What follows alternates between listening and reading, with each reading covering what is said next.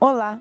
Essa entrevista é parte de uma série de depoimentos de antigos educadores ambientais que participaram dos primeiros centros de educação ambiental públicos da cidade de São Paulo, o SEAS Previdência e Carmo. Compõe um programa Verdes Memórias, da Coordenação de Educação Ambiental da Secretaria do Verde e Meio Ambiente, que visa inventariar testemunhos de memórias socioambientais do município. Acompanhe a seguir a entrevista realizada com Helena Magoso, sobre os CEAs Pioneiros de São Paulo. Esta entrevista foi realizada em 2021 com os educadores ambientais da DDPEA, Conrado, Fernanda, Mirella e Romã. Boa escuta! E aí, para começar, Helena, será que você podia contar um pouco para a gente, se apresentar um pouco como sua história se aproxima da educação ambiental e como os CEAs atravessam a sua história também? Você conta um pouquinho para a gente? Sim, então, na verdade, eu sou, por formação, psicóloga.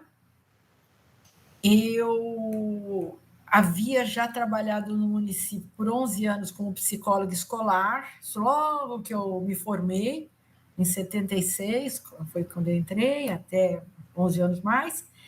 Depois eu tive uma outra possibilidade, mudei um tempo para o Rio de Janeiro, lá eu trabalhava mais no consultório, como psicopedagoga também. E aí, quando eu estava no Rio, que eu estive no Rio em 88 e 89, eu não sei se foi em 88 ou 89, eu tive a notícia de que ia ter um concurso na Prefeitura de São Paulo. Há muito tempo não existia concurso, não tinha uma renovação de técnicos e tal. E daí, quando eu fui chamada para escolher o lugar, a princípio, pela minha história lá fora, eu tinha até na época, eu tinha consultório ali em Pinheiros, então eu tinha ideia de trabalhar no setor de saúde mental, era a minha ideia mais óbvia, assim. Mas eu não me esqueço que eu estava com a Carmen, e aí só tinha muito longe as escolhas para o campo da saúde mental. E eu também trabalhava com psicopedagogia. Daí ela falou, Helena, eu já trabalhei aqui no CEA Previdência, você vai adorar esse trabalho. Né? Então, ali existia, ainda era o DEPAV, não existia a Secretaria do Verde e Meio Ambiente. Então, e fui chamada, então, eu entrei em 1992, que foi um ano muito feliz para qualquer pessoa que quisesse adentrar por causa da Rio 92, né? A questão ambiental estava tomando conta, incendiando as pessoas, tinha vários encontros na Secretaria de Educação, né? Porque ainda não existia a Secretaria do Verde e Meio Ambiente, sempre o DEA, né? A Divisão de Educação Ambiental do DEPAV, então, na época, tinha esse contato com a Secretaria de Educação, com a parte do meio ambiente, Secretaria do Meio Ambiente do Estado, e você tinha notícia, muita articulação com as ONGs, que foram muito importantes, né, em toda a história ambiental do Brasil e tal. Então, eu entrei, então eu escolhi o Centro de Educação Ambiental para começar a trabalhar, aí, que era no Parque Previdência. Então, era a época do governo da Erundina, eu acho que era o último ano do governo da Erundina, se eu não me engano, ou penúltimo ou último ano. Aí, então, entrou um grupo muito novo, muito interessante, sabe? Então, o Domingos, que era sociólogo, tinha biólogo, enfim, era uma coisa bastante nova para mim, em termos de temática, mas como estava relacionada sempre com uma questão assim da subjetividade, da cidadania. Então, para mim, fazia cola muito com o que eu acreditava, que devia ser educação em termos mais amplos, a possibilidade de mudança e tal. Quando eu cheguei, ainda tinha a diretora chamava Maria Lúcia. Eu acho que ela ficou pouco tempo. Em seguida, quem assumiu a direção da educação ambiental foi a Vera Rodrigues. A Vera, na verdade, foi a pessoa que, inicialmente, participou, estava no tempo da criação do DEA em DEPAF, né? Então, a Vera tinha participado. Então, ela estava voltando para o DEPAV, né? A DEPAV, naquela época, era a Secretaria de Obras. Secretaria de Obras. Bom, aí a Vera veio, acho que a Vera ficou foram uns 2 anos, mas ela foi fundamental, uma coisa que eu lembro que eu nunca tinha me preocupado, e ela logo de cara assim, se preocupou, e eu acho que isso é muito importante, que era a formalização da organização, como é que se organizava, porque tinha uma divisão, não tinha setor nenhum, ficava aquela coisa, o diretor da educação ambiental, né? E a Vera, enquanto diretora, ela, de cara, eu lembro que uma memória muito forte que eu tenho da Vera era essa, mas como é que é? Como é que isso aqui está organizado? Eu falava, nunca tinha, né? É muito nova essa história. Bom, foi muito importante, porque foi num crescendo em que essa questão sempre passou a ser considerada. Então, eu acho que a questão também da educação ambiental, desde esse momento até o momento da Vera, antes, da Maria Lúcia, depois com a Uma Paz e com a Rose, a gente foi muito feliz numa continuidade de pessoas muito, muito, muito compromissadas. Era uma festa trabalhar. Os motoristas tinham pavor de sair com a gente, porque eles falavam, não sei que horas eu volto. E acontecia muitas vezes que a gente ia fazer atividade domingo lá nos parques, educação ambiental, os motoristas sumiam, entendeu? E não voltavam mais, porque falavam, sair não. E aí voltavam os carros, a gente tocando, né? Os casos mais hilários, né? Da vida como ela é, dando banho no motorista para acabar o pileque, para trazer a gente de volta lá do Extremo Nacional. Eu sei que tinha muita história, e nós éramos muito amigos, e assim, respeitando muito um ao outro. Isso eu acho que foi muito importante. É uma coisa que hoje a gente continua amigo, pode não se ver, mas continua amigo, a gente tem o que conversar de aspectos comuns que a gente viveu, pensou, que valorizava a questão ambiental, educação ambiental e tal. Bom, então eu entrei em 92. Quando a Vera saiu, a Vera meio que me elegeu, já saiu meio me encaminhando para ser diretora, né? Eu não sei se por conta da minha experiência ou também da idade, tudo isso deve ter interferido. Mas, então, eu fiquei diretora da educação ambiental.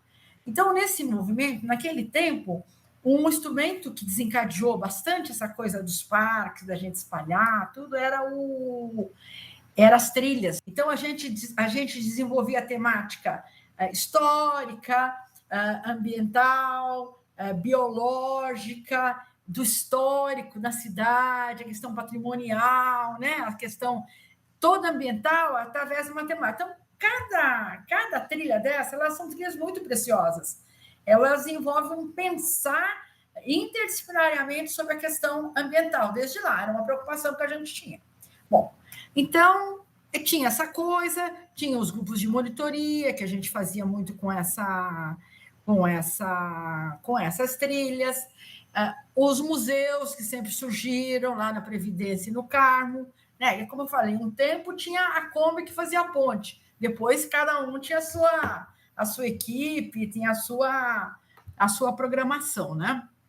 E assim foi caminhando. Eu vou falar do que eu me lembro, é lógico que depois se insere com a contribuição de todo mundo que está falando e está trazendo aí as suas memórias e tal. O que eu me lembro é assim, que então teve essa coisa da educação ambiental. A gente sempre teve mais demanda do que perna. Então, sempre era uma preocupação, como que a gente vai crescer? Como que a gente vai crescer?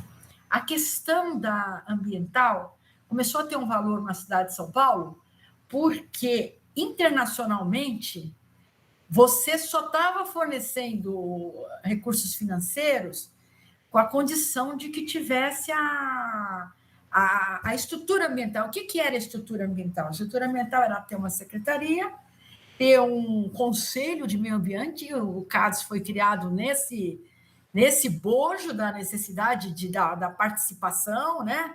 Tanto intersetorial das outras secretarias, como a parte, né, da sociedade civil, ONGs e tal, e um fundo de meio ambiente.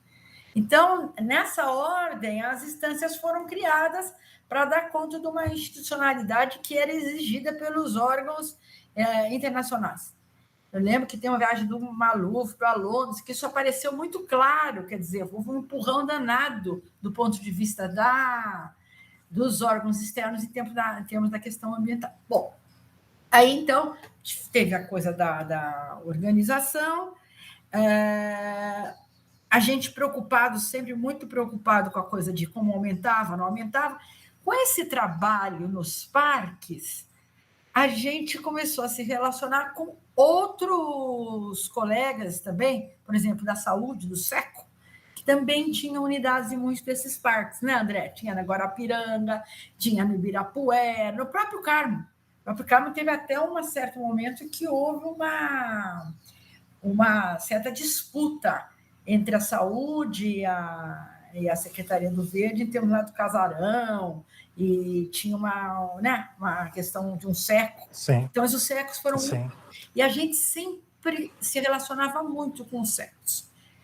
Quando o PAS se estabeleceu no município, no governo Maluf, o PAS seria uma privatização, né? Uma chamada cooperativa, uma privatização da saúde. Muitas pessoas da saúde, muitos profissionais se negaram de carreira, se negaram a aderir ao PAS. Então, a gente viu nisso uma oportunidade, através desses colegas, com os quais a gente já fazia ações conjuntas. Já no Ibirapuera tinha um programa de capacitação dos meninos que frequentavam o parque, e a gente, cada um tinha uma característica, mas a gente teve uma oportunidade de aumentar. Eu me lembro até hoje, nós estávamos ali da Secretaria no Conjunto Nacional, atravessando a Paulista para ir na Secretaria da Saúde para solicitar a liberação de quem não aderiu do SECOS para a Secretaria do Verde. Então, a gente recebeu, acho que dobrou a equipe naquela época, Bom, e fomos indo. Então, cresceu muito nesse momento, eu me lembro. Depois, quando já no governo da Marta, o São Paulo aderiu ao SUS, então todos esses profissionais voltaram. Nós tínhamos também lá da Zona Sul, tinha a Glória, tinha médico, tinha tudo, né? Assim, tinha liga com a questão ambiental, você é bem-vindo. Então, e a gente ia se formando junto e participando desse crescimento.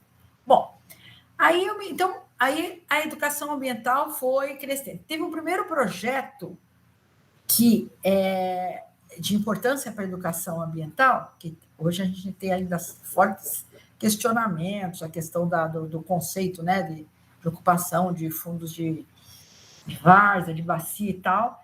Já naquela época, o consórcio que ganhou também tinha, mas entrou e a gente tinha ideia que ia mudando o pneu com o carro andando, né? Então, foi indo, né? Bom, então, andamos, a gente começou pelas várias bacias do Procave, sabe? Na zona norte, né? Norte e oeste. Então, eles se organizaram, tem muitas coisas até de estratégias que foram desenvolvidas conjuntamente com a época, que até hoje se usa, né? Que a gente usa na questão da árvore da vida, do Muro da Esperança, eu nem me lembro, mas eu sei que tem alguma coisa disso, que isso se mantém. Bom, aí continuou crescendo a questão da divisão da educação ambiental e vamos dizer, os ramais ali, os ramos ali, para falar mais ambientalmente, do Centro de Educação Ambiental. Cursos que começaram a acontecer, que já eram meio tradicionais ali, né? A gente tinha os museus, tinha lá a questão do orquidária no Carmo, no Previdência, né? Que existe até hoje. Bom, e foi andando. Da minha história nisso, eu fiquei muito tempo coordenando a educação ambiental. Eu me lembro que quando houve uma mudança, aí nós fizemos, a Secretaria oferecia também a oportunidade de você fazer especialização, né? Nós fizemos educação ambiental, podia ser gestão ambiental, podia ser controle ambiental, era uma articulação da saúde pública com a Secretaria do Verde. E nisso lá também a gente teve as relações com a Secretaria. Aí, quando foi no governo da Marta, e o Eduardo Jorge era secretário da Saúde, olha que coisa, hein? Secretário da Saúde. Ele perguntou para uma pessoa que me conhecia da saúde pública se não tinha alguma pessoa para indicar para fazer assistência de saúde e meio ambiente na Secretaria da Saúde. E daí o Paulo, na época, tinha também a namorada dele, que era monitor e tal, eles me indicaram. Então, assim, foi uma coisa assim, que eu fui convidada para ir para a Secretaria da Saúde, fiquei meio em dúvida, depois eu já achava que estava também um pouco na hora de mudar e de renovar. Eu lembro que quando saiu o Domingos, ficou como diretor da divisão, e aí eu fui para a saúde. E na saúde foi um mundo também, assim, porque eu comecei a entender um pouquinho, não tinha ideia do que era o SUS. Então, eu comecei com o SUS, com a questão de promoção à saúde, e andava aí pelo território todo com essa questão da articulação entre o meio ambiente e a saúde. Por coincidência, na outra gestão, o Eduardo Jorge ficou secretaria, para maior surpresa. Ele sempre foi ambientalista, mas médico sanitarista, né? Ele ficou, um dia eu recebi um telefonema, ele falando que tinha sido convidado para vir para o Verde, né? A Secretaria do Verde e Meio Ambiente. Eu falei, nossa, Eduardo, mas nunca podia pensar uma coisa assim. Não, vamos lá. Daí eu vim. Um tempo eu fiquei assessora com ele, lá nas questões. Eu conhecia muita gente na secretaria, a gente tinha isso que eu falei, uma relação muito antiga, muito permanente, muito forte. Então ele falou, eu preciso de alguém para me ajudar também articulando, né? Nós estamos chegando, eu não sou um médico. E ampliou muito, eu achei super importante, apesar de ter tido, assim, ter tido algumas resistências, porque não sabia que ia dar, mas, na verdade, uma paz, ela é muito importante para a difusão da educação ambiental, para as questões de projeto, articulação com a cultura de paz, que foi uma novidade muito rica, assim, né, que a Rose, que já tinha uma experiência forte no Estado, também trouxe, tinha uma parceria muito forte com as ONGs, né? E eu sei que andou muito nesse sentido, né? Eu tive uma aprendizagem muito grande, uma atuação muito forte na questão da participação, porque o Eduardo Jorge, ele não só previa as audiências públicas, né, para as situações, os projetos em que a lei exigia, se tinha algum bochicho, a comunidade não estava entendendo. Ele fala, Helena, marca uma audiência pública, né? Que tinha até o nome, eu não lembro muito bem, a gente tinha o nome para diferenciar da audiência pública dos EA-RIMAS, né? E a gente ia para a cidade inteira falar e participar com o pessoal de toda a secretaria aí como um todo. E uma coisa importante também é que a gente, através do fundo, para mim, assim, era muito importante que fossem desenvolvidos projetos de educação ambiental descentralizados na cidade e temáticos também, né? Então, a gente teve muito edital, a gente aprendeu muito, bateu muito a cabeça, mas aprendeu muito nessa questão de como fazer o edital, quer dizer, que prioridade era essa, né? Então, a gente, no conselho, anualmente, definia as prioridades. E que editais a gente vai lançar, né? E como toda organização, assim mesmo, né, que a gente chama do FEMA, do Fundo Especial de Meio Ambiente, do CONFEMA, do Conselho, a gente organizou em termos assim, dos procedimentos, dos critérios, tudo isso a gente foi fazendo junto. Tiveram muitos editais, eu lembro muitos editais voltados para as APAs, para as regiões produtoras de água no município, e a gente fazia que toda a secretaria, os técnicos, participassem tanto na elaboração do edital, como também avaliassem os projetos que respondiam aos editais, como acompanhassem o edital. Né? Que era uma coisa assim, porque o Tribunal de Contas estava em cima, quer dizer, precisava ter um rigor, absoluto do ponto de vista da transparência, né, da impessoalidade, todos aqueles critérios que devem, né, nortear o serviço público. Então, foi uma época muito, muito boa, muito interessante que a gente teve. Teve também uma coisa muito importante nessa época, que a gente operacionalizou para destinação de recursos, que foram os leilões de crédito de carbono. Hoje eu escuto falar e falo, puxa, por que eles não veem um pouquinho o leilão como foi lá naquela época, na prefeitura? Porque, de fato, houve uma definição de que o recurso fosse destinado às áreas que tinham mais sofrido impacto dos aterros sanitários. Então, né, prioritariamente, né, Pirituba, Perus, também lá a parte lá da região leste. Então, a gente buscava endereçar. E houve também muita ampliação de área verde nessa, né, de escolas, da marcenaria ali no.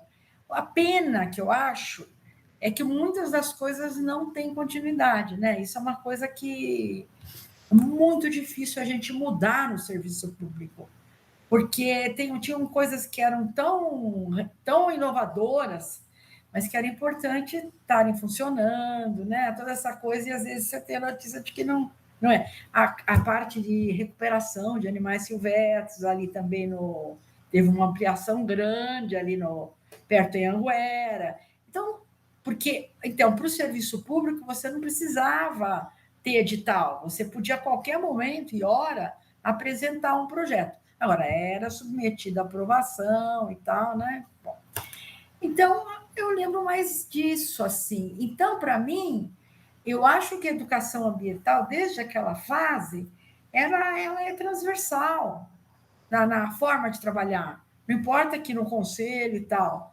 né? E cresceu muito. A gente vê muito problema, mas eu lembro quando a gente ia fazer as primeiras palestras lá na Previdência, a gente parecia ter, assim, sabe? Você falava uma coisa, nossa, você falava da reciclagem, com tantas coisas que hoje chegam até a ser banalizadas e que a gente luta para terem um eixo, um conceito, uma estruturação, mas era tudo novo, era impressionante, quer dizer, andou muito.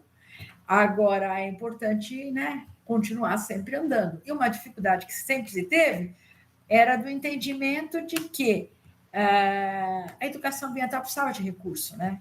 Que não era, né? Não é, porque parece que a educação não...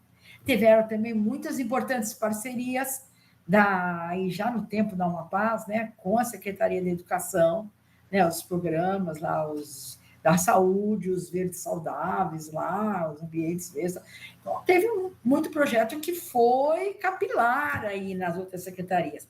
E no entendimento, assim, que a secretaria, o verde, ele tinha que se transversalizar nas políticas. Isso era uma posição muito forte, ao invés de buscar, né, uma exclusividade, ou estar na frente. Agora, precisava ter abertura para... Eu lembro que, na época mesmo do FEMA, teve uma das linhas que a gente apoiava ali no sentido das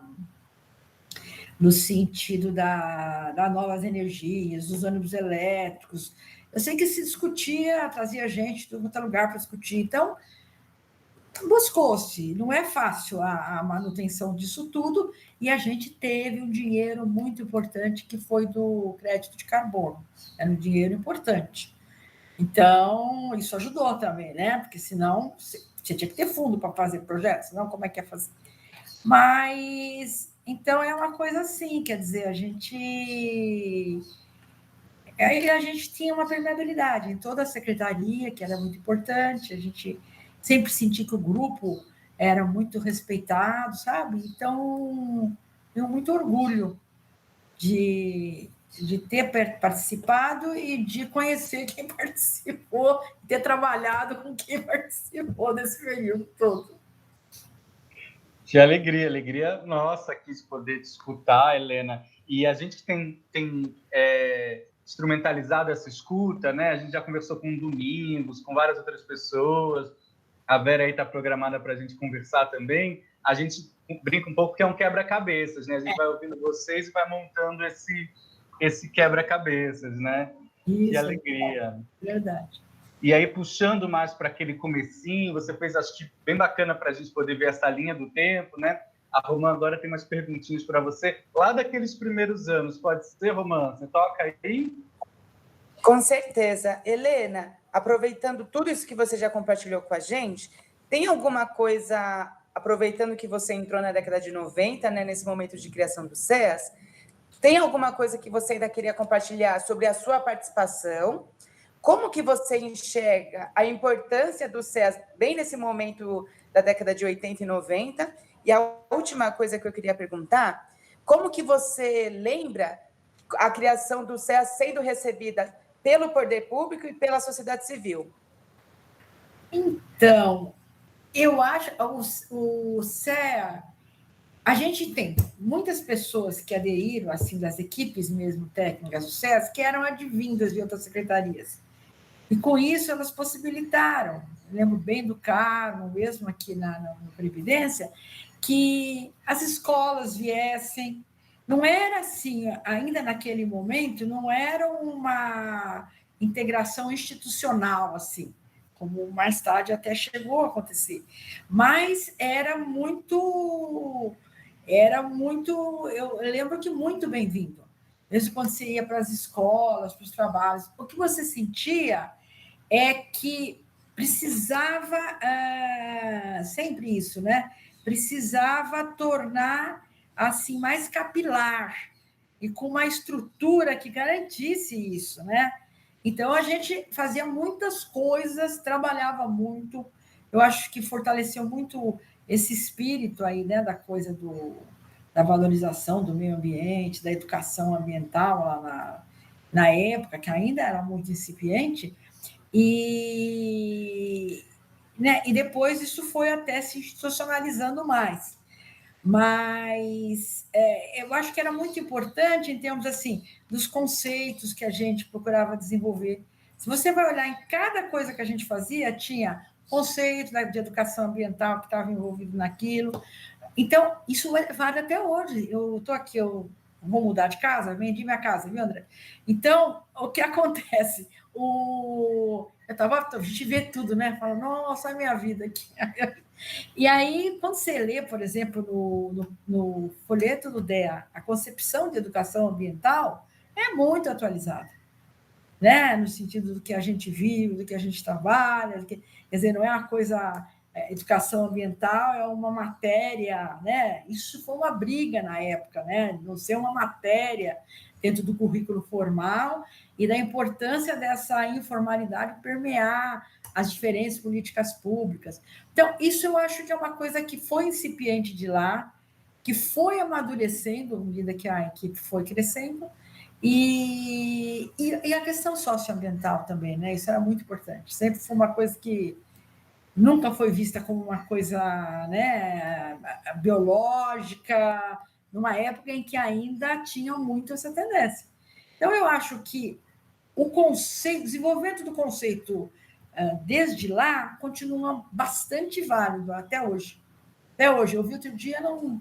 Falei, nossa, acho que eu assinaria embaixo hoje. Então, é um pouco isso. Eu acho que essa coisa do amadurecimento do conceito e da valorização da questão socioambiental, isso eu acho muito importante, desde sempre. Obrigada, querida. Eu acho que eu vou passar para mim, então, que ela vai tentar buscar com você um pouco esse desenvolvimento das metodologias. Eu passo para a Mirella, então, tá bom? Tá bom, tá bom. Você falou das trilhas, de grupos, da árvore da vida, então são grupos de metodologias, né? Então, Sim. como que essas metodologias e as práticas que você e a equipe adotaram, como elas se desenvolviam e como que você via isso relacionado com o público? Então, eu acho que era essa coisa assim, essa ideia meio transdisciplinar, interdisciplinar, que era meio assim, cada um dentro da sua formação e todo mundo junto, falando, concordo, não concordo, acabava constituindo esses instrumentos, né? Eu, na parte da psicologia, tinha muito a questão da forma, da metodologia, como chegar lá, de uma forma mais participativa, e você criava, dependendo da faixa etária, do público-alvo, você criava os instrumentos que mais se adequassem dentro de um conceito, né, que estava sendo desenvolvido e era mais ou menos uniforme, mas sempre transdisciplinar. Então, cada um tinha a sua oportunidade de contribuição dentro desses textos e dentro dessa metodologia, e praticar, né, essa metodologia.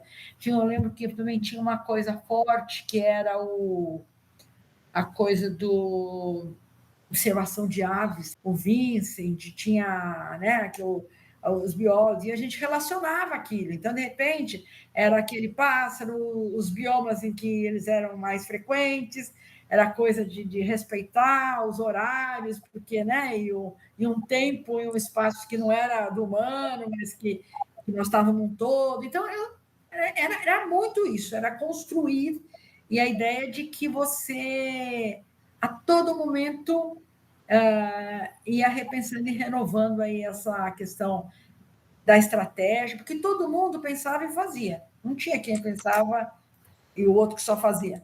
Então, isso aí provoca renovação, porque você acaba intervindo e avaliando exatamente o que é.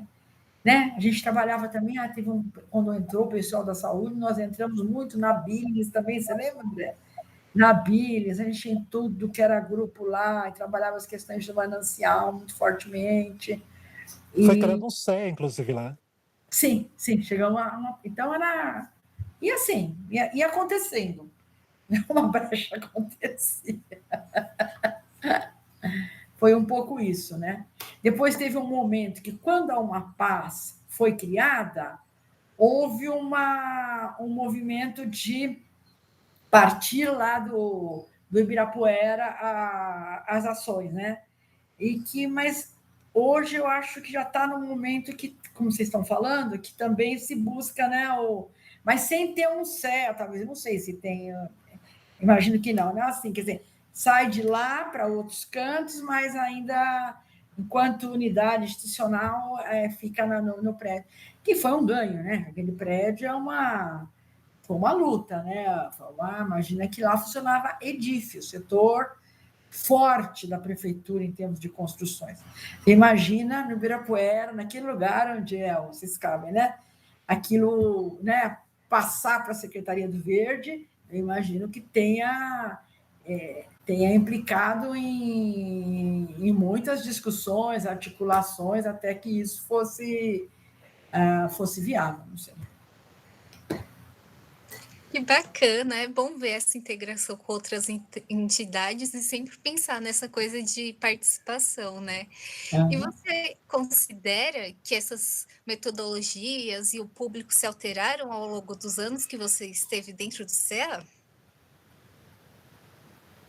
Vamos dizer, eu acho que eu acho que acrescentou essa questão da cultura da paz e tal, mas eu acho que sempre foi essa questão participativa, assim, ou sempre se manteve. Eu acho que não.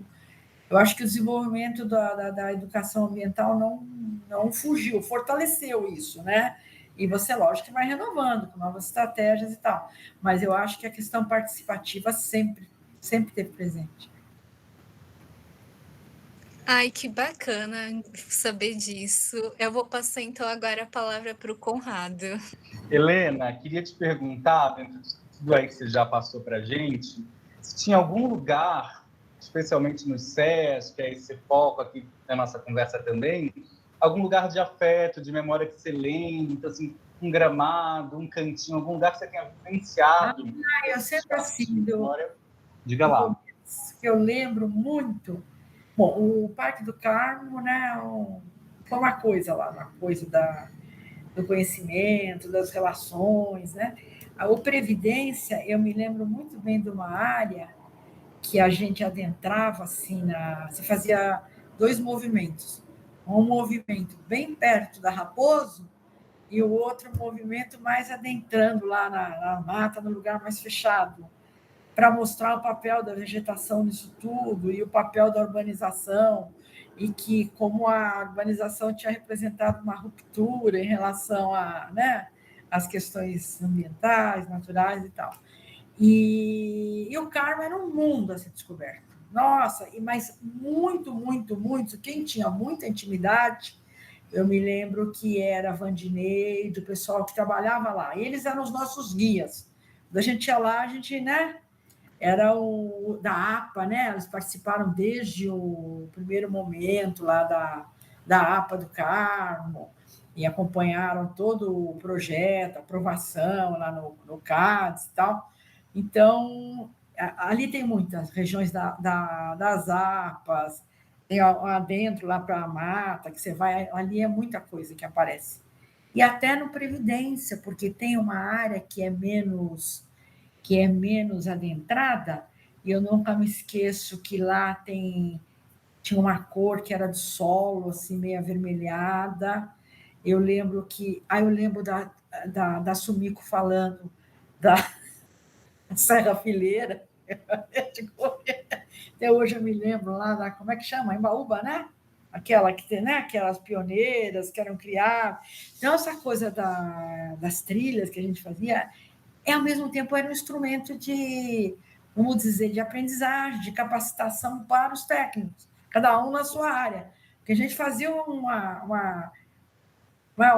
fazia um trajeto, e dentro desse trajeto, cada um lembrava de uma pertinência aí, a sua área de formação, o seu conhecimento. Então, as trilhas eu acho que são muito importantes nesse sentido.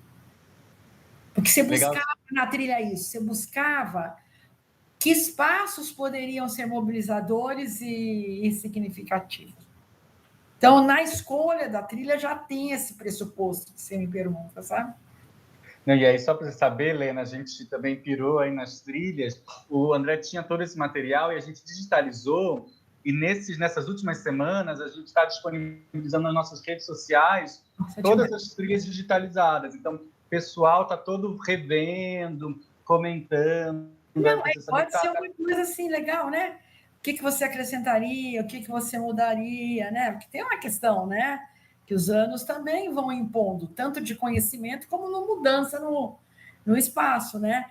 E tinha esse lado mesmo, quer dizer, esse lado interdisciplinar era uma forma de concretizar essa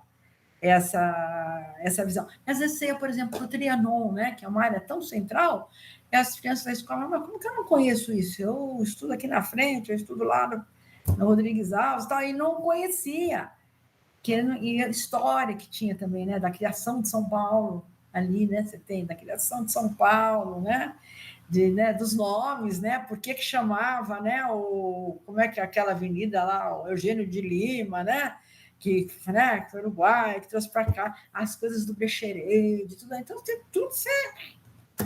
Né? Ibirapuera também, né? Nossa, que Ibirapuera, aquela trilha maravilhosa, que tem de história de São Paulo, né? Mais depois do quarto centenário, mas é bárbaro, né? Assim, Então, eu acho que esses espaços das trilhas são os espaços que eu citaria, porque eles tiveram essa busca de inspiração. Qual seria o espaço em que mobilizaria mais, que seria um instrumento mais forte para a educação ambiental? Né? Então, eu acho que são esses espaços.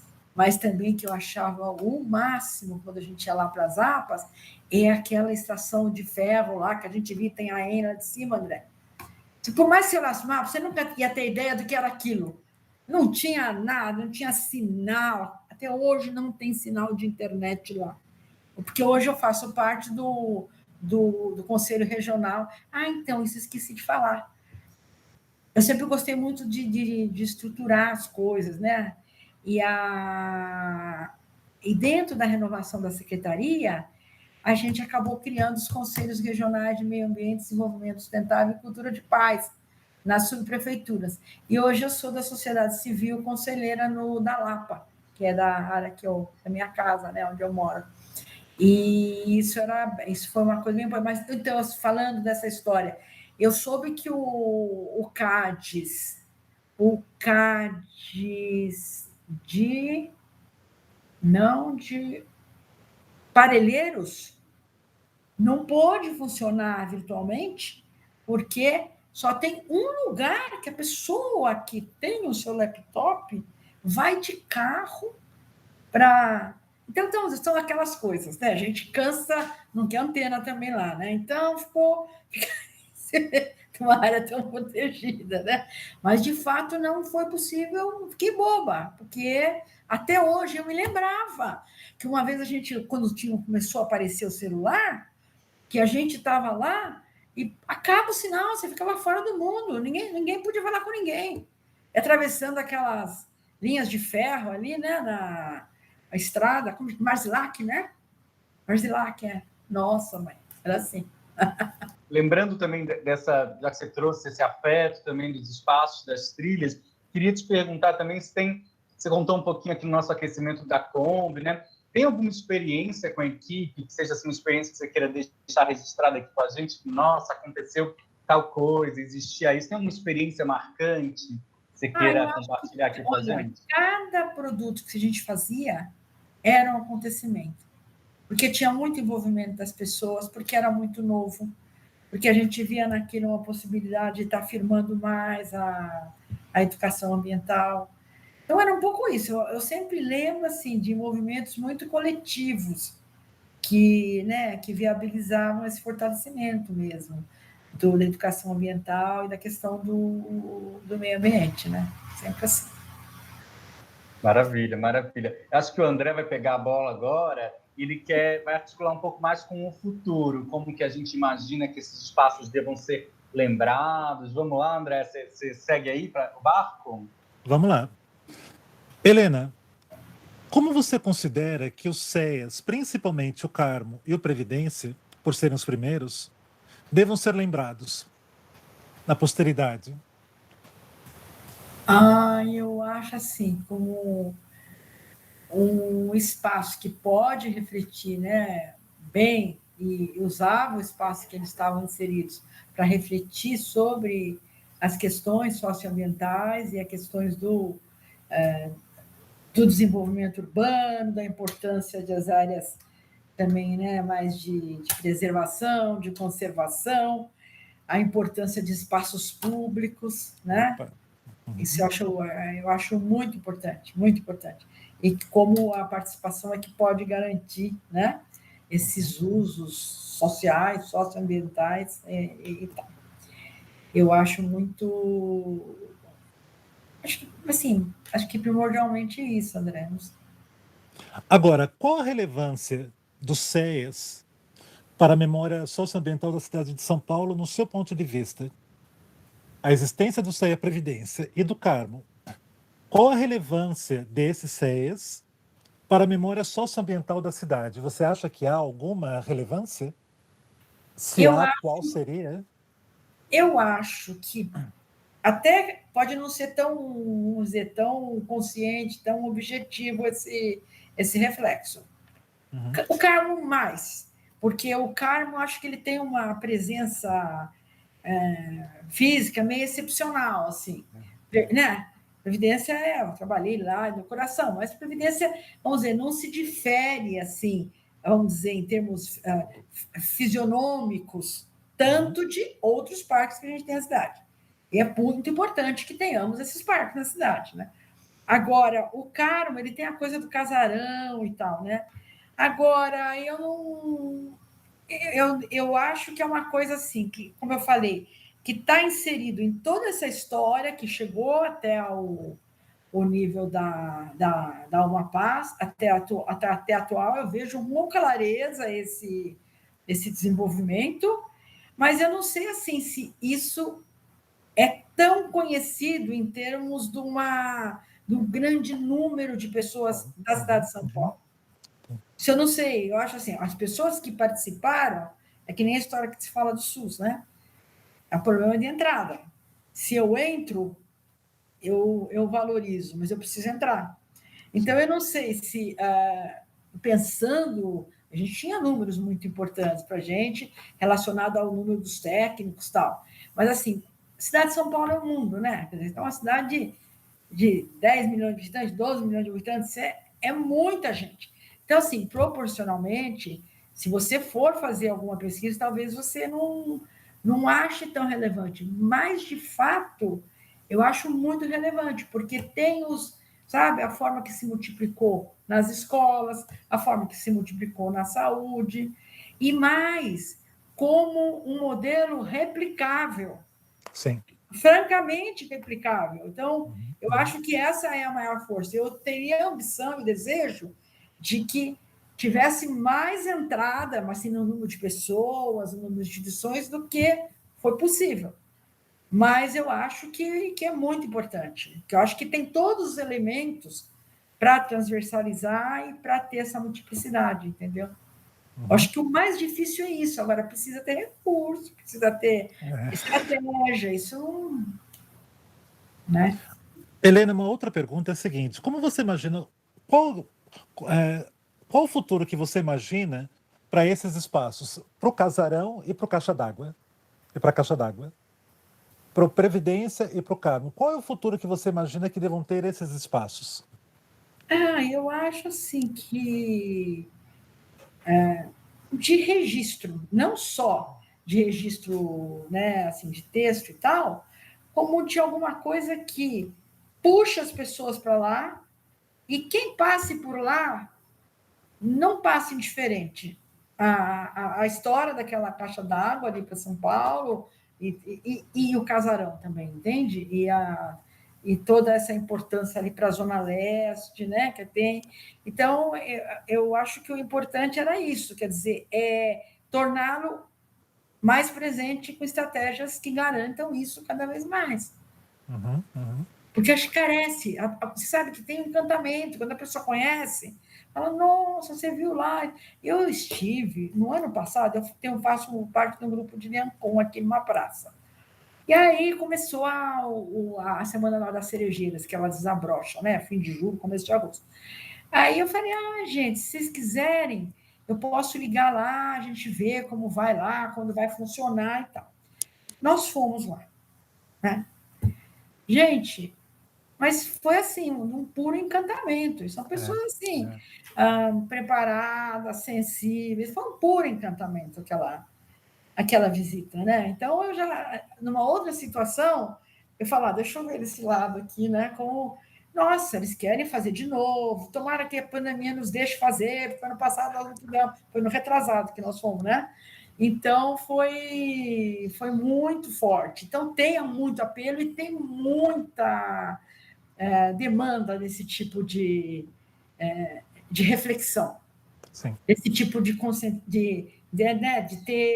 tomar a história, de tomar o ambiente, tomar a paisagem, né? A ambiência, principalmente, eu acho que é muito forte, muito forte. Helena, você teria alguma outra observação que você gostaria de registrar, fosse como um desafio, uma potencialidade da educação ambiental feita pelo poder público, pela Prefeitura de São Paulo, seja na experiência de tempo em que você trabalhava diretamente com a educação ambiental ou até atualmente? Alguma reflexão? Eu acho que, como eu falei, eu acho que é uma área que tem tudo para trazer novos elementos que às vezes as pessoas não têm muito clareza, que estão presentes ou ausentes, porque estão presentes. E, né? E como eu falei, eu acho que o germe está aí.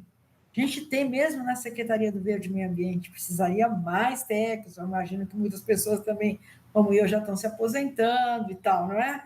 Então, é muito importante, mas tem muita gente boa. E assim, que desse germe dá para você difundir mais, se você tiver uma vontade política para isso. Escola de jardinagem é uma coisa fantástica, eu não conheço uma pessoa que não faça escola de jardinagem, o curso 1, aquele outro curso de paisagismo, né? Também, e que não ame, gente com formação, que está na área, que fez falta, papai faz, fala, olha, é ótimo, os técnicos são excelentes, entendeu? Então, eu acho que é por aí, é investir e muitos germes que a gente tem, e é lógico que envolve sempre você estar com a escuta, você está atento às mudanças, às novas, ninguém vai parar no tempo, né? Usar muito a via virtual, que é um elemento que você tem aí, né, né, que você não tinha lá, a gente estava tudo, era meio ao vivo, né? Você tem possibilidades tantas, mas tem que usar. Aí é um desafio, uma obrigação de usar cada vez melhor. Porque, assim, em termos de conteúdo, eu acho que a gente tem muito acumulado. Sim, sim. Helena, muito obrigado, viu? Não, obrigado a vocês, foi um prazer, lembrei aí a minha vida.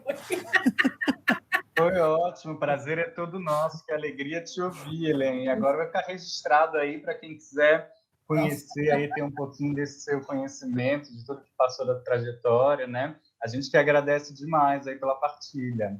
Obrigada, espero reencontrá-los aí, né? Abraçar todo mundo. Esta foi a entrevista realizada com Helena Magoso para o programa Verdes Memórias, uma realização da Divisão de Difusão de Projetos em Educação Ambiental da Coordenação de Educação Ambiental. Acompanhe as próximas entrevistas em nossas redes sociais. No próximo episódio, entrevistaremos Vera Rodrigues, antiga educadora ambiental do SEAS.